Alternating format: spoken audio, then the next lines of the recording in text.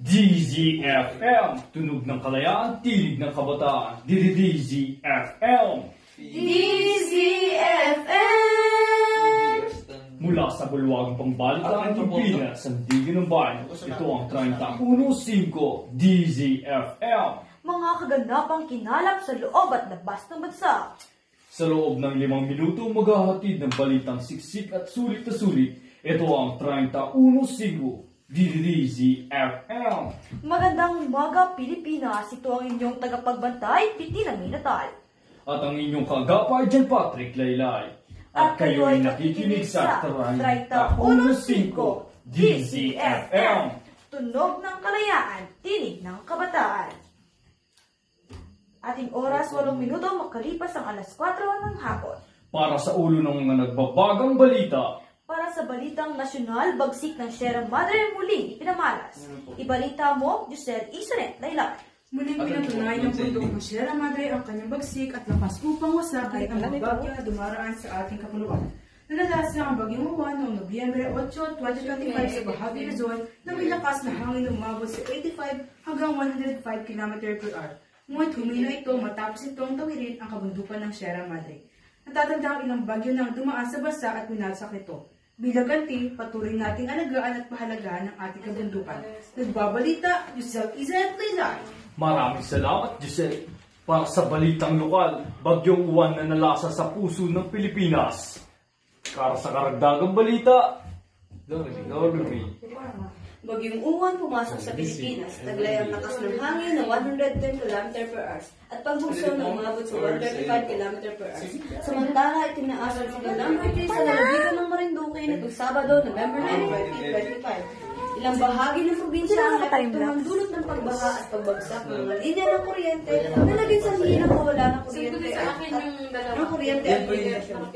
Samantalang patuloy ang pagkakapay at pagbigay tulong ng LGU Marinduque sa mga naapektuhan ng kalamidad. Norme Reforma, nagbabalita.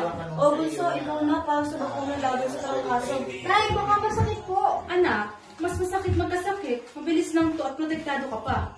Huwag kang matakot, proteksyon sa influenza ay kailangan mo. Sa iyong tabi, di tayo pagbabayaan kailanman. Ha? Tapos na po? Parang nagkadlangan langgam. Huwag aya ang hadlangan ng takot ang kalusugan. Magpabakuna kontra influenza. Ang paalalang ito ay atid sa inyo ng DOH at ng Pilipinang ito. Kayo'y patuloy na nakikinig sa 30.15 DZFM. Para sa balitang showbiz, ay matiglaw inuwi ang corona. Para sa karagdagang detalye, ang inyong chikadora, Arlene Grace Sabina. Tinanghal naman bilang Miss Grand International 2025 sa winning Emma Tiglaw noong October 18, 2025 sa HDI Hall, Bangkok, Thailand. Ang nitiglaw sa kanyang winning answer, I hope that we will live in a peaceful world where no one should save just to survive. Sa pagkapanalo at pag-uwing tiglaw sa Pilipinas, taglay niya ang kagalakan at determinasyon na naging susi upang makamit ang tagumpay. Kung anong balitang trending, andun akong walang ending. Arlene Grace Sabinosa para sa Balitang Showbiz.